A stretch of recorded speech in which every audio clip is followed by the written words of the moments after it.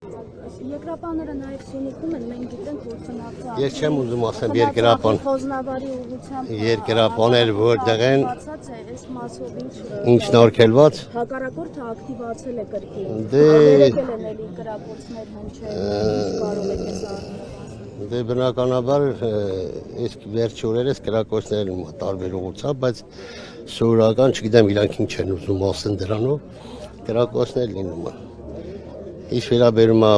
երկրապահներ տարբեր ուղղությամբ այսօր են կանգնած մեծ թվականակով, չեմ ուզում թվականակացնեմ եւ ասեմ, որ ուղղությամբ։ Պարոն Միքայելյան, 92-ին մենք ավելի քիչ ռեսուրսներ ունեինք, քան վերջին տարիներին, բայց կարողացանք Արցախը ազատագրել, Շուշին ազատագրել, որն էր այդ հաղթանակի համախմբվածությունը եւ Վազգեն Սարգսյանը։ Այն ժամանակ գիտեք տարբեր հավատքի, տարբեր կուսակցության, տարբեր ջոկատներ կային, որ անատներ կային, որ ջոկատներին սարքի իրենց համար, սպարապետը կարացավ համախմբել բոլորիս, չունենալով բանակ, մենք տարանք հաղթանակ եւ բանակի բանի երկրապահի հիմքի վրա ձևավորվեց բանակը։ Իսկ երկրապահը ես կոչ եմ անում հայ ժողովրդին, որ համախմբենք ժողովուրդ։ Այսօր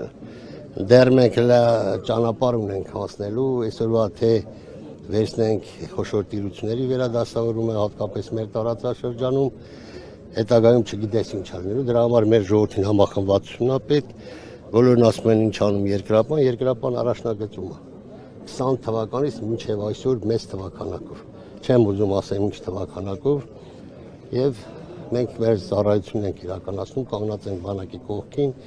եւ մեծ թվականակով որ կանգնում ենք, զինվորը հանգիստ է մնում, իր առօրյայով զբաղվում, վերապատրաստվում է նման հարցերով։ Իսկ վերջին շրջանում ինչ վերաբերմունք եք նկատում երկրապահի նկատմամբ, երկրապահ կամավորական կառույցի նկատմամբ, հասարակության կողմից, քաղաքական ուժերի կողմից։ Գիտեք ինչ,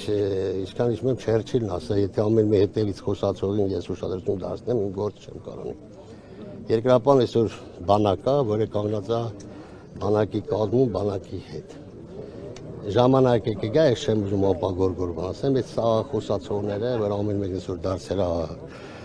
հայրենիքի հերոս, պաշտպան, բայց չգիտի մեր արևը որտեղից են ու որտեղ է մտնում, իսկ երկրապահն կանգնած է, ես չեմ ուզում հետագայում երևա ժողովուրդը կհասկանա այս տարիների ընթացքում այդ պատերազմյան ժամանակաշրջանում ինչ արել երկրապահն Հայաստանի Հանրապետության պետական